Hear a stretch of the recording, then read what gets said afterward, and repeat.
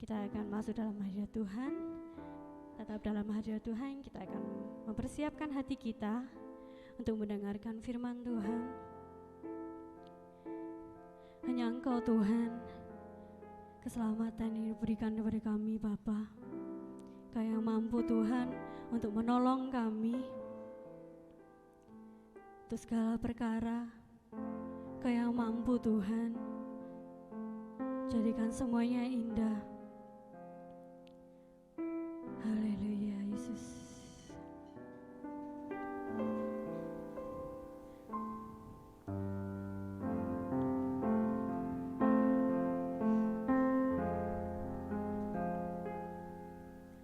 Penolong yang selalu setia, memenuhi keperluanku, tak pernah Dia mengecewakan. Yesusku tak pernah gagal. Segala perkara dapat ku tanggung di dalam Dia yang memberi kekuatan. Tuhan Yesus penolong dan sahabat, tetap percaya Tuhan setia.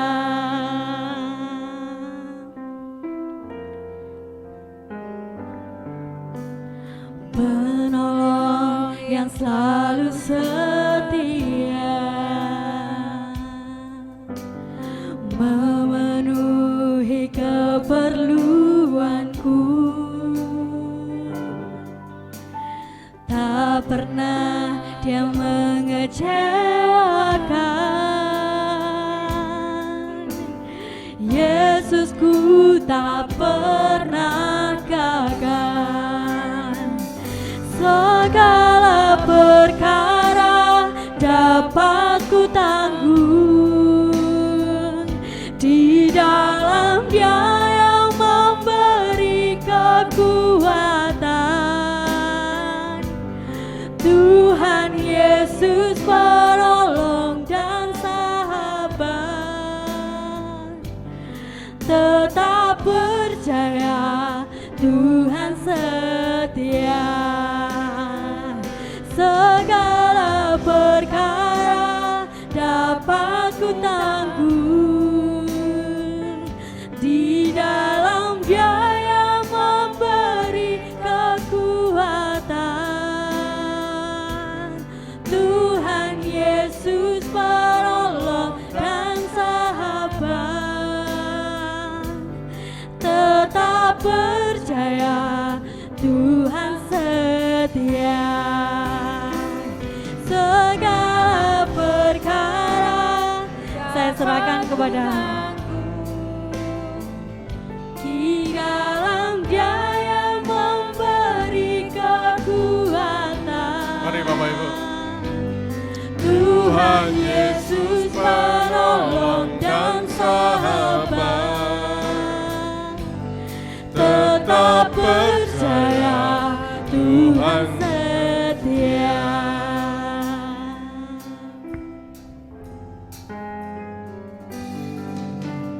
Penolong yang selalu setia, Amin, amin Yesus. memenuhi keperluanku, tak pernah Dia mengecewakan. Yesusku tak pernah gagal. Segala perkara dapat ku tanggung Di dalam Dia yang memberi kekuatan. Tuhan Yesus penolong dan sahabat, tetap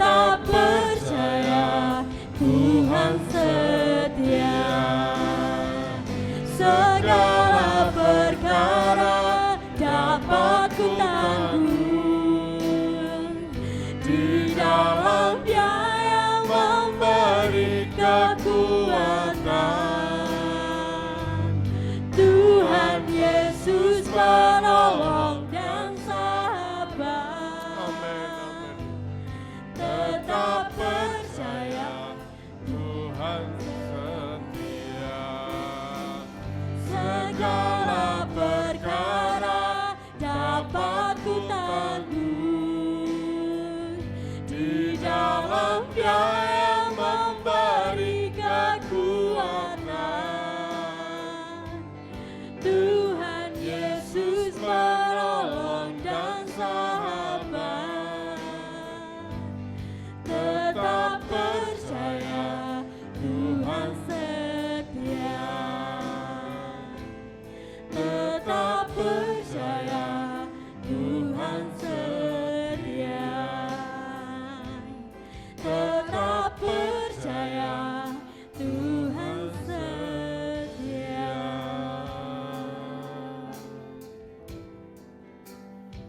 Haleluya Yesus. Haleluya. Terima kasih ya Tuhan.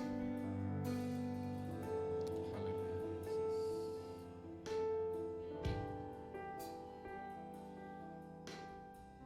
Haleluya Yesus.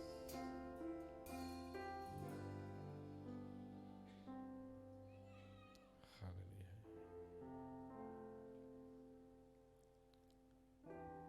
Kami mengucap syukur Tuhan untuk semua kebaikan yang Tuhan limpahkan buat kami. Terima kasih untuk kasih setia, pemeliharaan yang Kau limpahkan buat kami. Kami tahu ya Tuhan, kami ada saat ini sebagaimana kami ada oleh karena anugerah dan kasih Tuhan di dalam kehidupan kami. Saat ini kami rindu untuk belajarkan kebenaran firman Tuhan. Kiranya Tuhan menolong kami,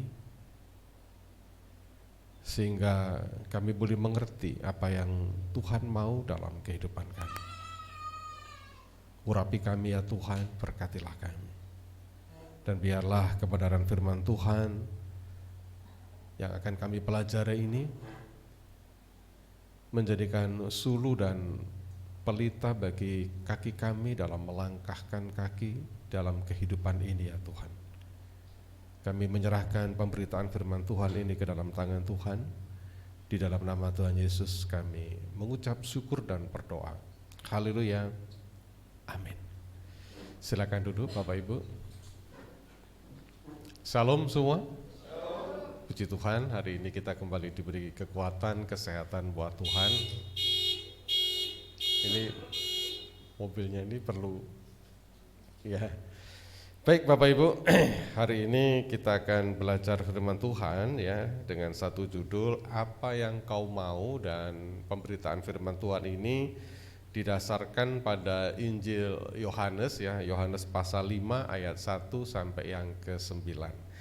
Kalau tidak berkeberatan saya minta tolong Pak Didik bacakan Yohanes 5 ayat 1 sampai 9. Karena suara Pak Didi ini cukup lantang. Ya. Di perjanjian baru Pak Didi.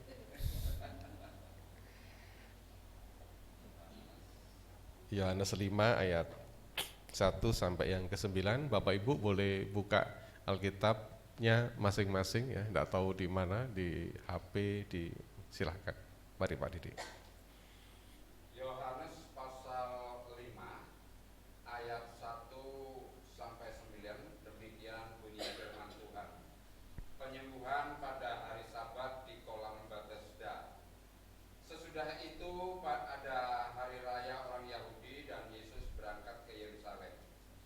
Yerusalem dekat pintu gerbang domba ada sebuah kolam yang dalam bahasa Ibrani disebut Bethesda.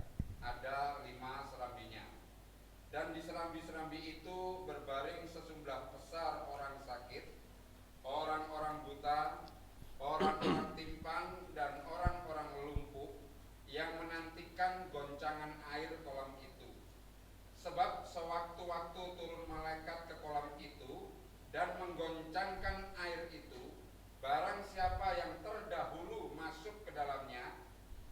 sesudah goncangan air itu menjadi sembuh, apapun juga penyakitnya. Di situ ada seorang yang sudah 38 tahun lamanya sakit. Ketika Yesus melihat orang itu berbaring di situ, dan karena ia tahu bahwa ia telah lama dalam keadaan itu, berkatalah ia kepadanya, "Maukah engkau sembuh?" Jawab orang sakit itu kepadanya, "Tuhan, tidak ada orang yang menurunkan aku ke dalam kolam itu apabila airnya mulai bergoncang. Dan sementara aku menuju ke kolam itu, orang lain sudah turun mendahului aku." Kata Yesus kepadanya, "Bangunlah, angkatlah tilammu dan berjalanlah."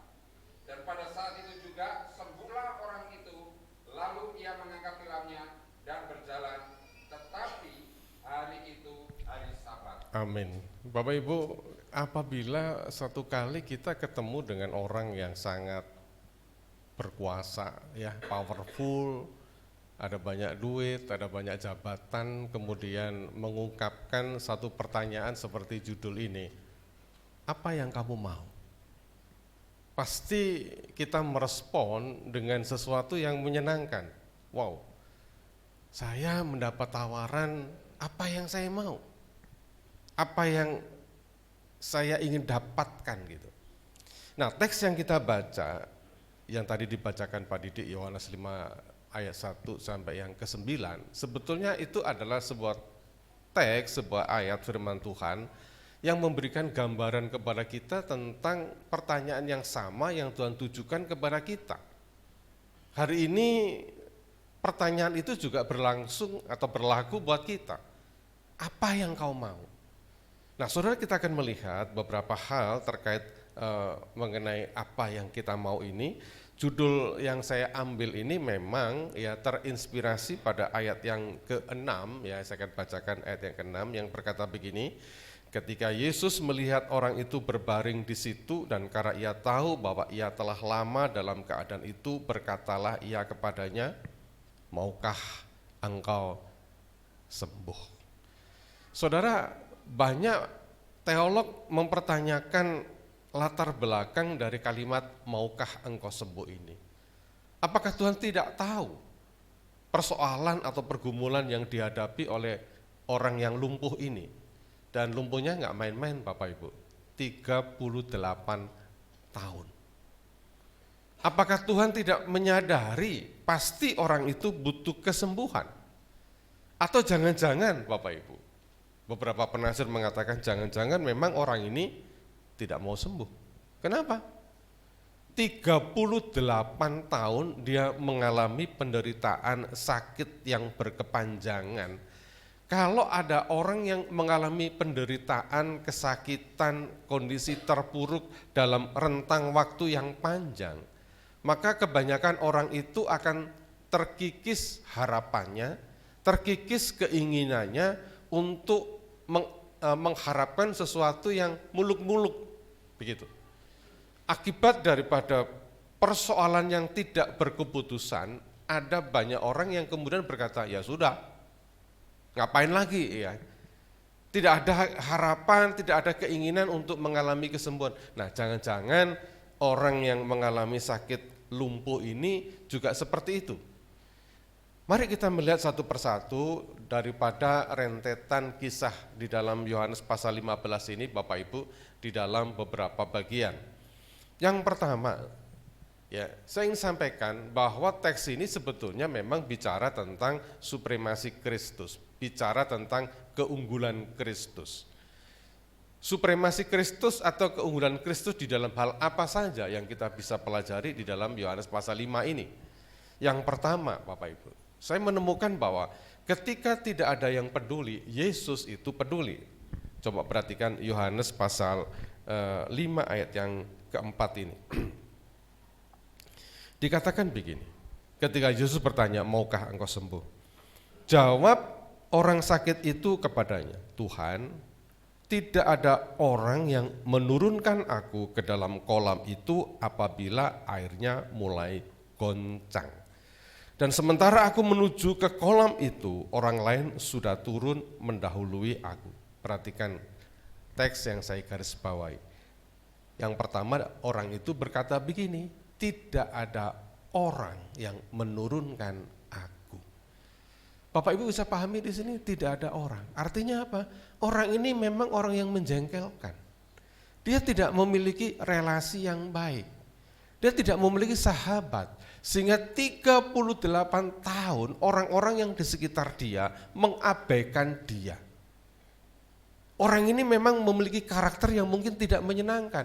Sehingga di dalam kondisi yang terpuruk seperti itu, dia lumpuh 38 tahun. Perhatikan di sini, tidak ada seorang pun yang menurunkan dia.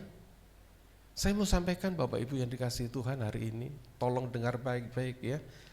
Persahabatan, pertemanan, membangun relasi itu sangat penting dalam kehidupan kita. Amin. Janganlah jadi pribadi yang tidak menyenangkan.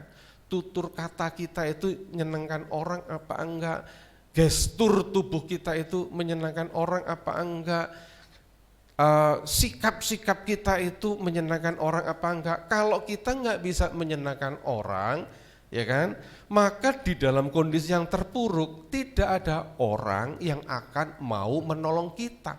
Ini pembelajaran yang kita dapatkan dalam teks ini. Seorang penafsir yang namanya Matthew Henry, ya, dia jelas mengatakan orang ini punya masalah di dalam attitude, di dalam kepribadiannya, sehingga 38 tahun dia terabaikan. Coba bayangkan Bapak Ibu kalau orang ini bertetangga di sebelah kita, sahabat, bukan sahabat ya, orang dekat kita, tapi 38 tahun gak ada orang yang peduli sama dia. Tidak ada orang yang mengatakan, apa sih kesulitanmu, apa sih persoalan kamu. Itu sebabnya Bapak Ibu kalau kita bisa melihat, orang-orang yang punya banyak teman, kalau ada kesulitan, itu banyak orang yang repot-repot pengen menolong dia. Kemarin Pak Yanto kehilangan, bukan Pak Yanto, Bu Esther ya, kehilangan ibunya. Dan saya lihat di grup ada Bapak Ibu di tempat ini yang begitu peduli ya, capek-capek pergi ke Batu Retno sana. Betul ya Bapak Ibu ya.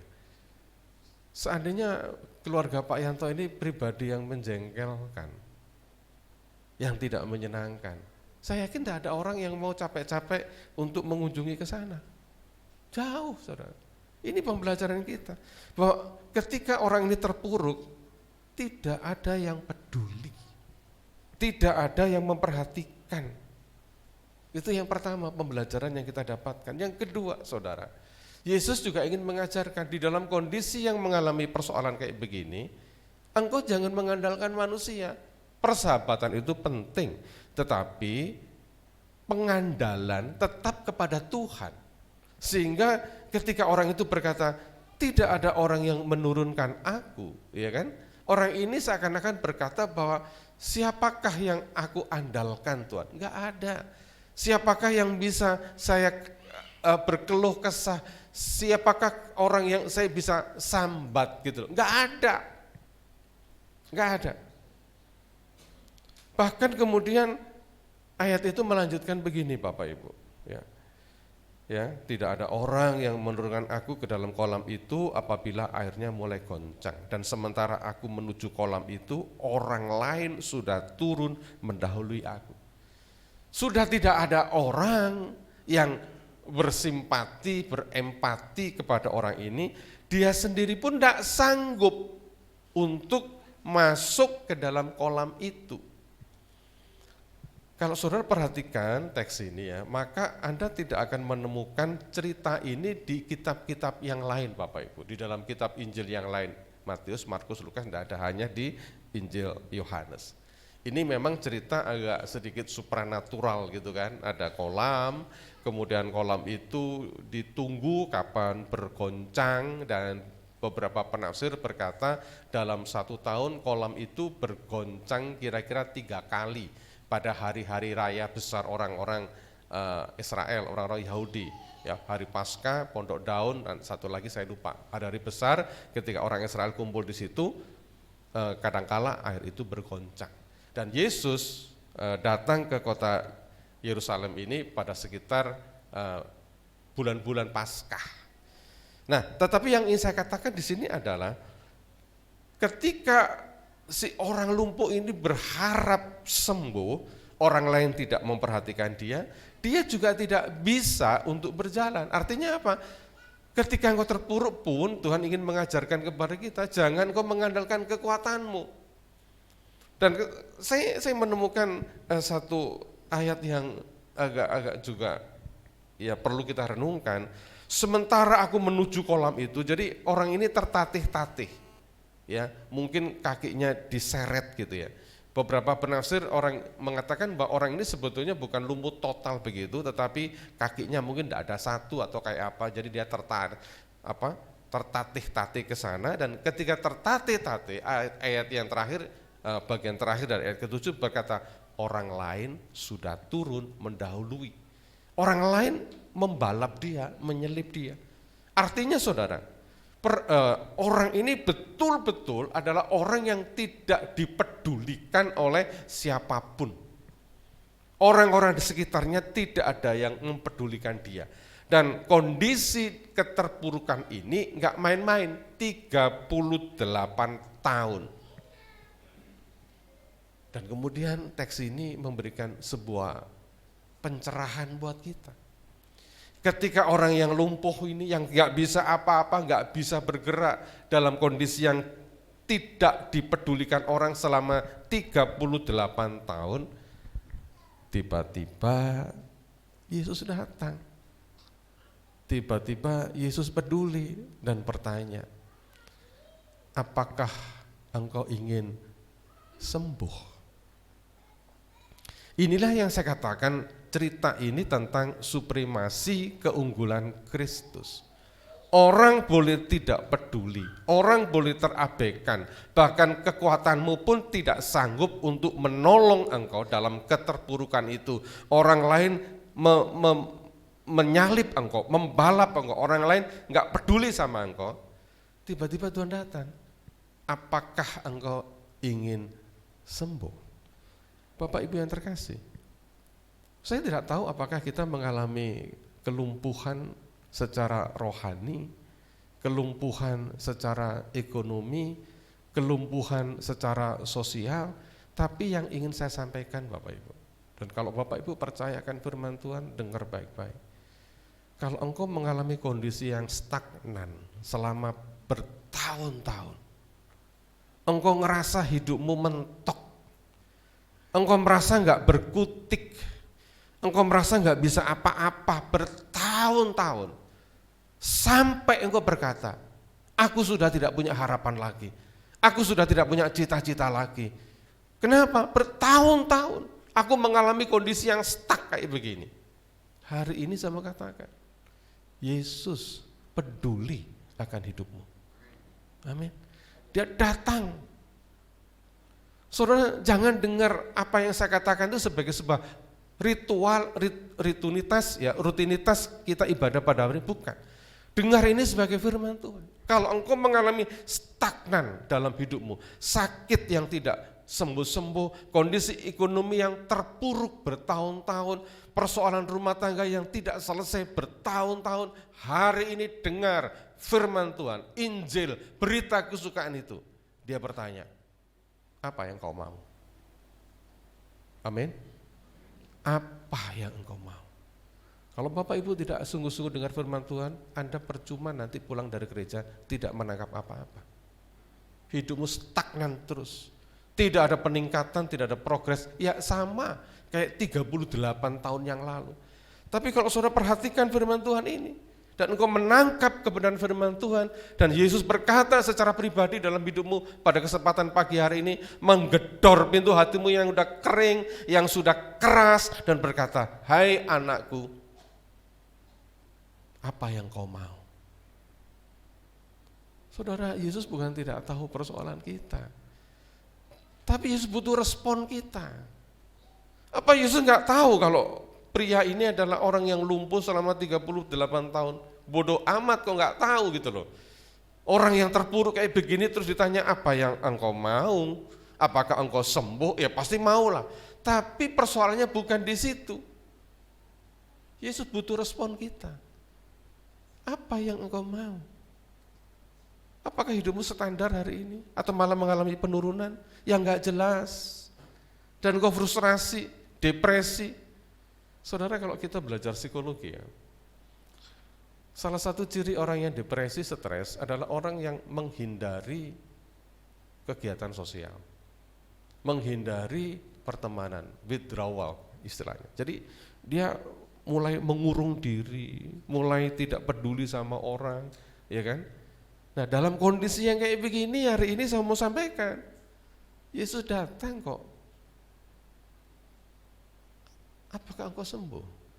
Coba perhatikan, seandainya pria yang yang sudah lumpuh 38 tahun terus dia berkata, saya nggak butuh apa-apa, saya nggak mau sembuh, saya nggak mau angkat tilam saya mau tanya Bapak Ibu, Yesus sembuhkan nggak? Enggak. Yesus butuh respon kita. Jangan keraskan hatimu di dalam segala penderitaanmu. Saya jadi ingat Bapak Ibu waktu saya sakit beberapa waktu yang lalu. Udah, saya putus asa, saya bilang sama istri saya mau mati ini. Karena harapan udah hilang. Diagnosis dokter yang begini begitu dan sebagainya, kondisi saya mulai terpuruk, lemes dan sebagainya, jalan aja tertatih-tatih. Saya bilang sama istri saya ini mau mati. Kenapa? Karena ngerasa bahwa tidak ada harapan lagi. Tapi hari ini sebagai hamba Tuhan, saya ingin sampaikan kepada Bapak Ibu, apapun persoalanmu Bapak Ibu, apapun, sekali lagi saya katakan apapun yang kau hadapi, hari ini Tuhan berkata, apa yang engkau mau? Amin. Apa yang engkau mau? Orang lain boleh nggak peduli sama engkau. Orang lain bahkan mungkin membiarkan engkau, menyalip engkau, membalap engkau nggak bisa apa-apa, engkau lumpuh, engkau terperosok. Tapi Yesus yang peduli. Saya ingin sungguh-sungguh berkata dari hati saya Bapak Ibu, Tuhan peduli akan hidupmu. Dan dia bertanya, apa yang engkau mau? Yang kedua Bapak Ibu, di dalam Yohanes 5 ayat 3 ya, kita akan melihat ada dua bagian ayat yang akan saya bacakan ya. Yohanes 5 ayat 3 sampai yang keempat. Perhatikan baik-baik. Dan di serambi-serambi itu berbaring sejumlah besar orang sakit, orang-orang buta, orang-orang timpang dan orang-orang lumpuh yang menantikan goncangan air kolam. Sebab sewaktu-waktu turun malaikat Tuhan ke kolam itu dan menggoncangkan air itu. Barang siapa yang terdahulu masuk ke dalamnya, sesudah goncangan air itu menjadi sembuh. Perhatikan ini, apapun juga penyakitnya, tidak pilih-pilih, apapun juga. Kemudian saya lanjutkan pada ayat yang ke-7. Jawab orang sakit itu kepadanya, Tuhan, tidak ada orang yang menurunkan aku ke dalam kolam itu apabila airnya mulai goncang. Dan sementara aku menuju ke kolam itu, orang lain sudah turun mendahului aku. Pada bagian yang kedua ini saya ingin sampaikan buat kita semua Bapak Ibu. Ketika tidak ada pertolongan, Yesus menolong kita. Kenapa saya sampaikan bahwa ketika tidak ada pertolongan? Yang pertama kalau kita melihat pada bagian ayat 3 dan keempat tadi, di situ kan disebutkan ada banyak orang yang mengalami berbagai sakit penyakit. Ada orang buta, ya nggak bisa ngelihat, ya. Ada orang timpang, ya, pincang, mungkin kakinya separuh ada separuh enggak, atau lumpuh separuh, ya, orang timpang. Kemudian yang kedua, apa yang ketiga? Orang-orang yang lumpuh, yang memang nggak bisa bergerak apa-apa, udah terbaring, terkapar, nggak bisa bergerak. Nah, apa yang mereka lakukan di situ? Menantikan goncangan air kolam itu. Jadi apa yang saya maksudkan di sini? Banyak orang dengan berbagai macam penyakit, ya, sedang berharap kesembuhannya kepada kolam itu. Kapan kolam itu akan bergoncang? Kapan waktunya malaikat Tuhan turun ke dalam kolam itu? Nah, beberapa penafsir mengatakan jangan dipahami secara letterlek, yang namanya malaikat itu turun dengan sayapnya kemudian goyang-goyang, kemudian semua orang lihat. Ya, ada yang mengatakan tidak seperti itu, saya juga tidak tahu. Ada beberapa penafsir mengatakan itu mungkin seorang hamba Tuhan, imam atau apa yang memang ditugaskan oleh Tuhan dalam ritual tertentu untuk menggoyangkan kolam itu, kemudian orang-orang akan masuk ke dalam kolam itu dan sembuh apapun penyakitnya. Tetapi yang ingin saya sampaikan adalah bahwa mereka berharap kepada sumber pertolongan yang kelihatan, yang nampak. Apa itu? Kolam. Kolamnya kelihatan, ya kan? Nah, saudara, jadi kebanyakan orang yang dituliskan dalam teks ini, pertolongan itu selalu dikaitkan dengan sesuatu yang kelihatan. Kolam. Nah, kemudian ayat yang ketujuh yang saya kutipkan di situ adalah jawab orang sakit itu kepadanya, Tuhan, tidak ada orang yang menurunkan aku. Artinya kembali kita bisa melihat orang selalu berpikir bahwa sumber pertolongan itu pada sesuatu yang kelihatan. Orang lain, kemudian pekerjaan, mungkin koneksi, relasi, dan sebagainya. Tapi perhatikan di sini, semua yang nampak, semua yang kelihatan itu tidak memberikan pertolongan.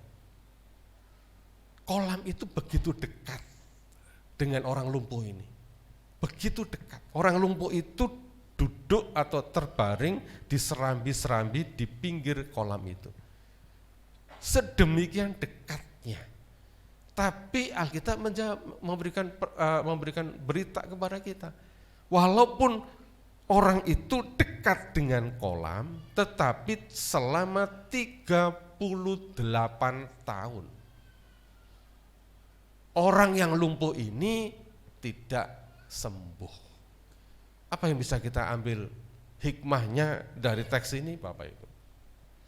Ketika kita berharap pertolongan itu kepada sesuatu yang kelihatan, sesuatu yang nampaknya hebat, ya, engkau tidak akan mendapatkan apa-apa. Di situ disebutkan orang buta, orang timpang, orang lumpuh itu dekat dengan kolam itu, tapi nggak dapat apa-apa. Saudara, bukankah seringkali kita juga punya mental seperti orang yang lumpuh ini? Bahkan mungkin yang kita anggap sumber pertolongan itu dekat dengan kita. Kolam itu dekat dengan kita.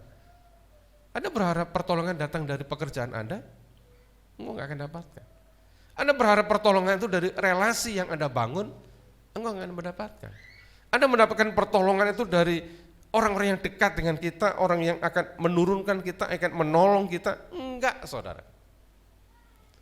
Dan luar biasanya adalah ketika pertolongan-pertolongan yang kita harapkan itu tidak bisa menolong kita, kembali saya sampaikan, Yesus datang. Apa yang kamu mau? Apa yang kamu kehendaki? Apa yang bisa aku lakukan buat kamu?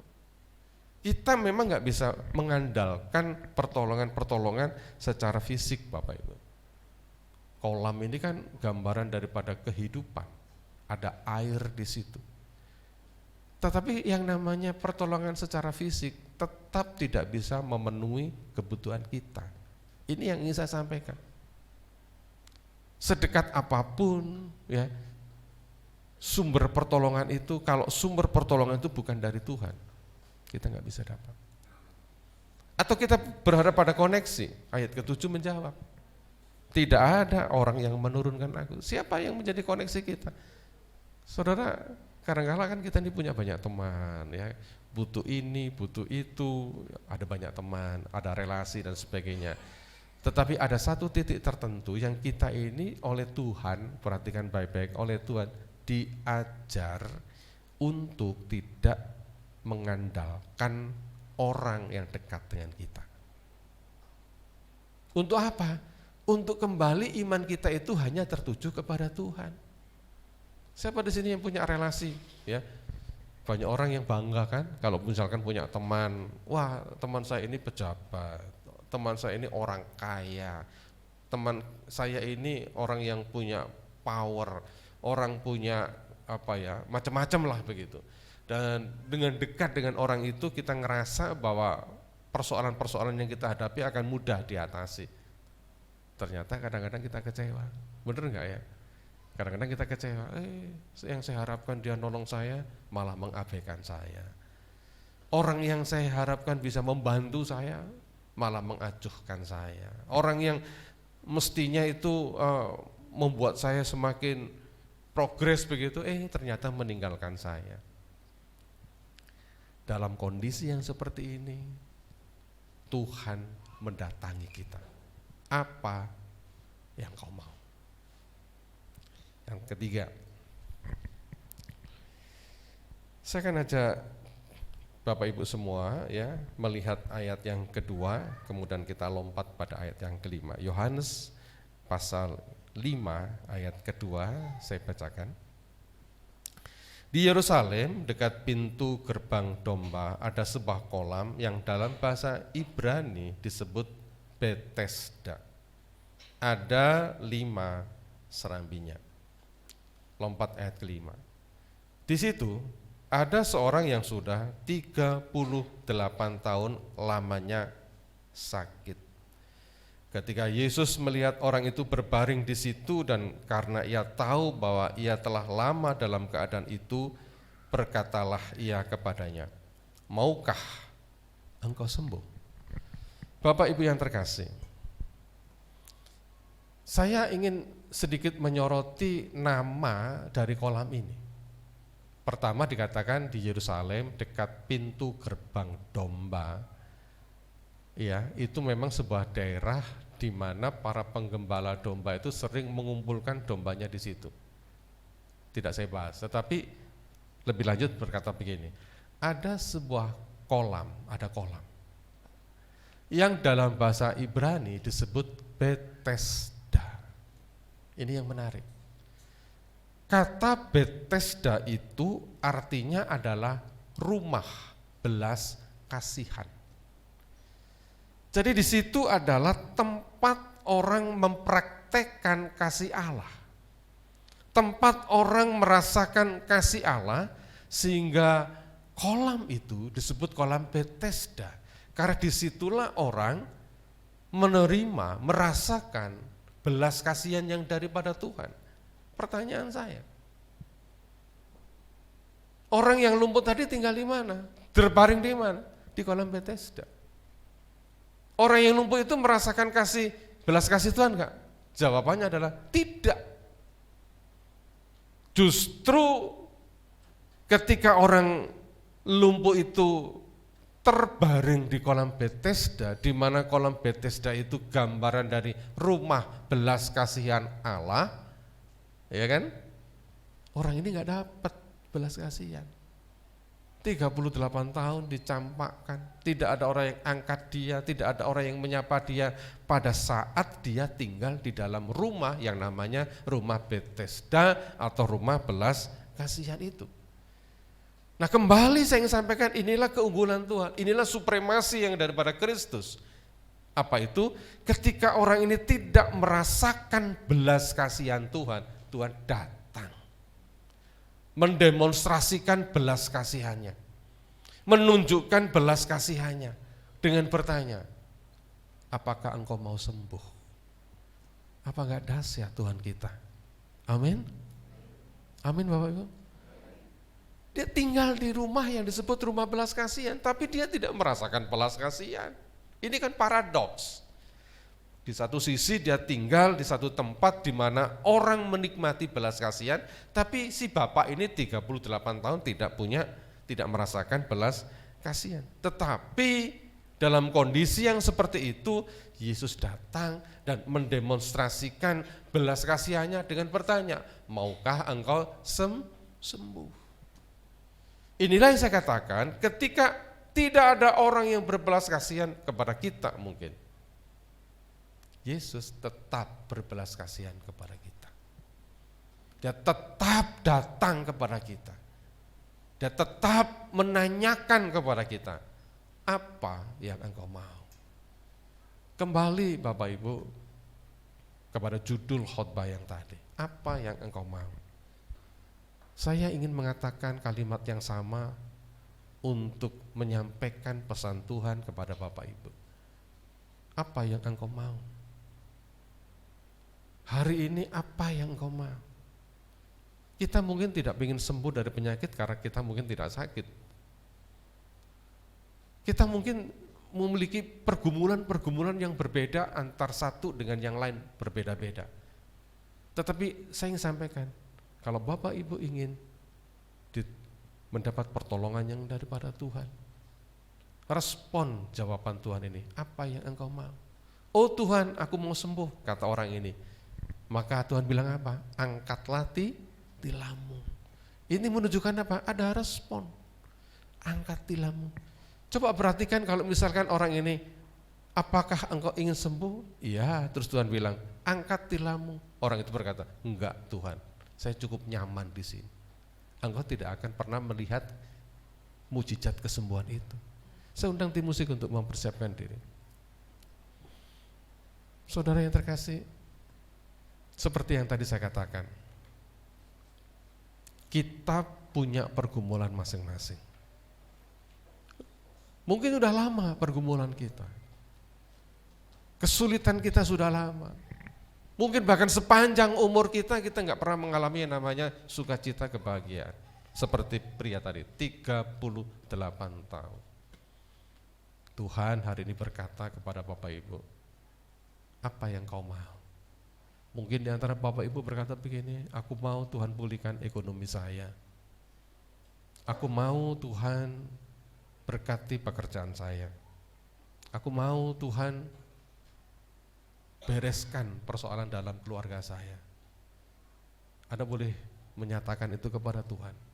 Kesempatan ini kesempatan yang baik. Saya undang kita semua untuk bangkit berdiri, Bapak Ibu.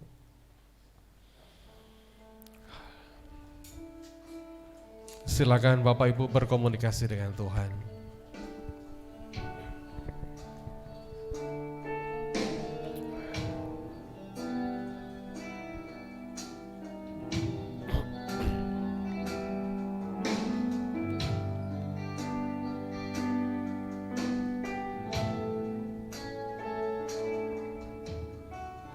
Musim akan selalu berganti, kasih Tuhan tetap abadi. Amin. Takkan berubah sampai selamanya, kau tetap percaya.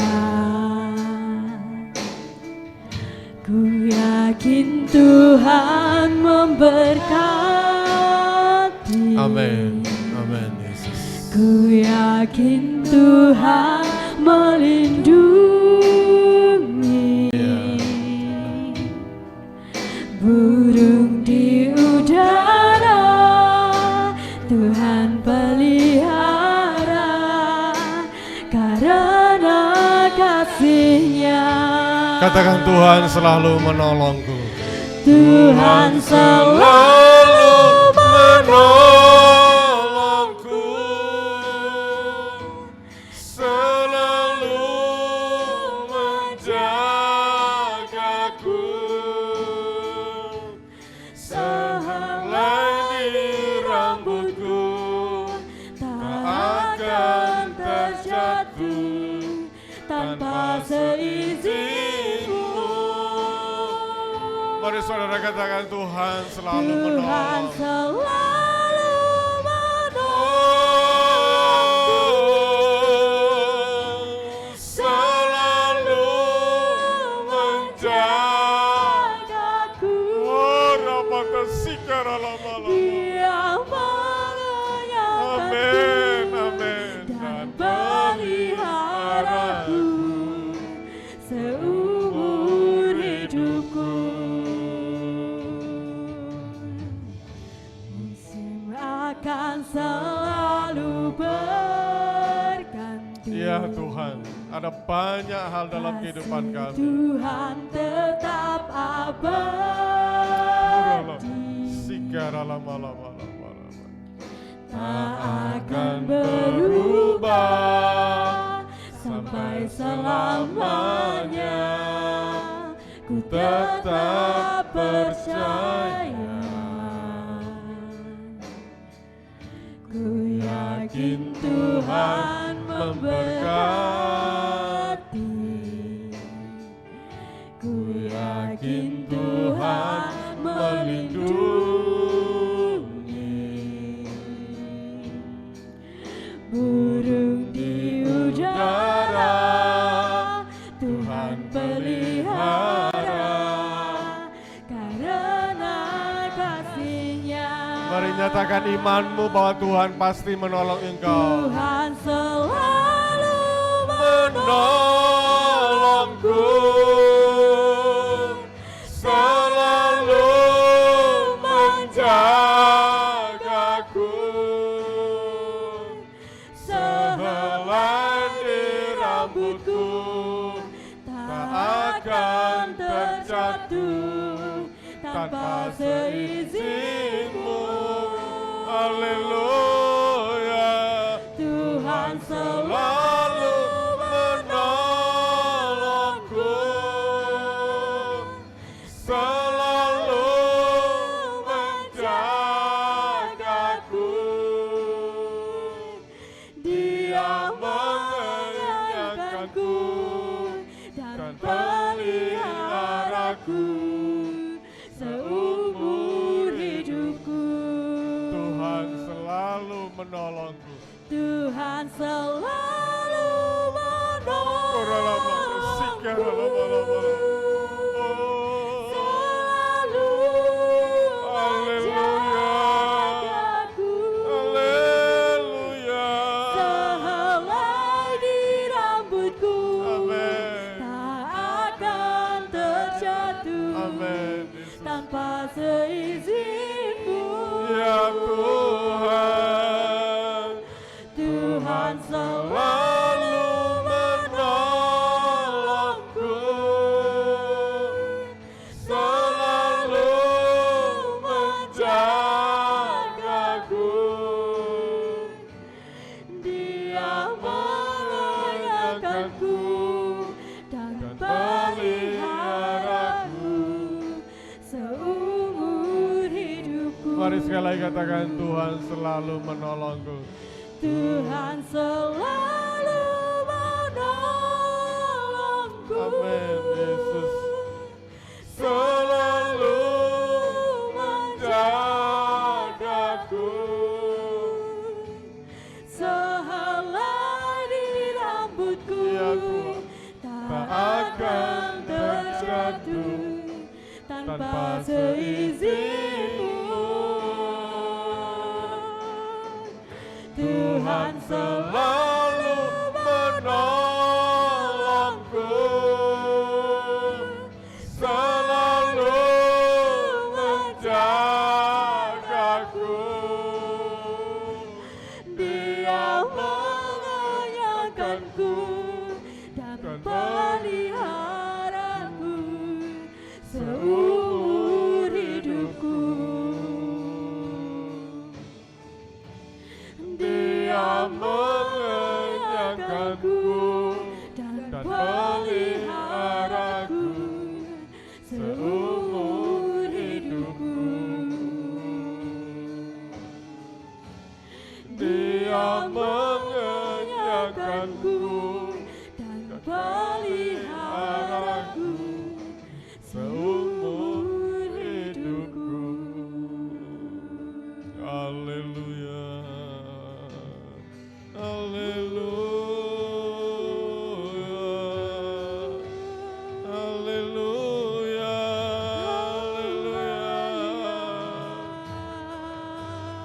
Haleluya. Haleluya.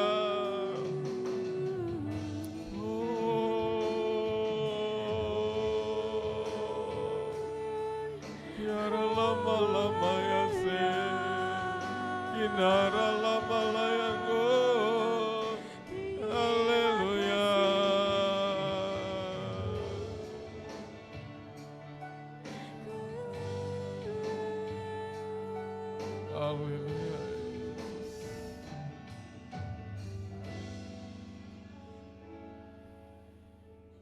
Haleluya Yesus.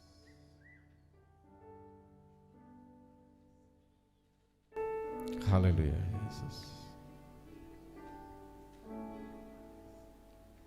Mari kita punya waktu 1 menit untuk berkomunikasi dengan Tuhan.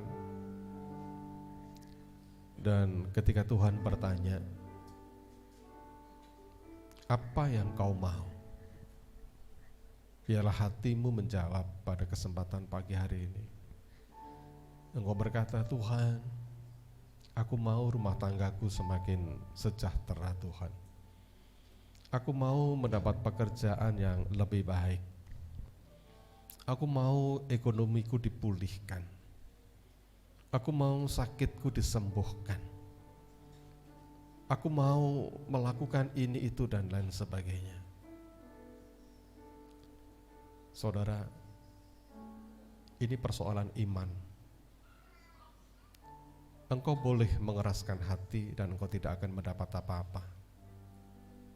Tapi kalau engkau merespon seperti pria yang 38 tahun lumpuh, ketika Tuhan berkata, angkat tilammu dan berjalanlah, dan dia merespon itu, dia mendapat kesembuhan. Haleluya Yesus. Haleluya Yesus. Haleluya.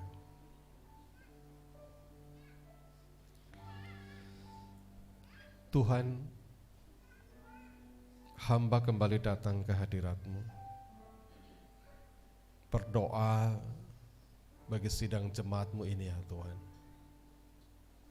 Biarlah mata-Mu yang begitu tajam melihat relung isi hati kami masing-masing.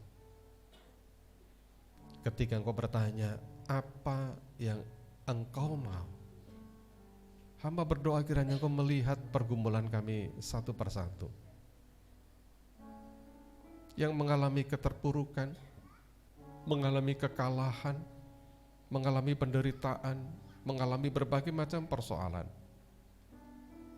Tolong anak-Mu ini ya Tuhan, angkat kami. Biarlah kami boleh merasakan bahwa Allah yang kami sembah adalah Allah yang hidup, Allah yang peduli kepada anak-anaknya. Belas kasihan-Mu telah Engkau limpahkan buat kami. Dan biarlah kami merespon belas kasihan-Mu ini ya Tuhan dengan iman dan percaya kepada Engkau ya Tuhan. Haleluya.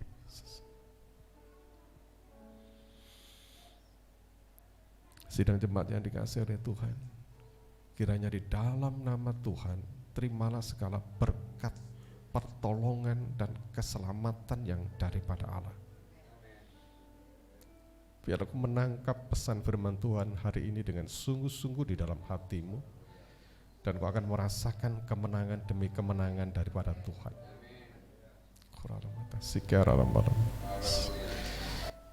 Haleluya. Terima kasih Tuhan, terima kasih. Kami menyerahkan doa ini ke dalam tangan-Mu. Di dalam nama Tuhan Yesus kami berdoa.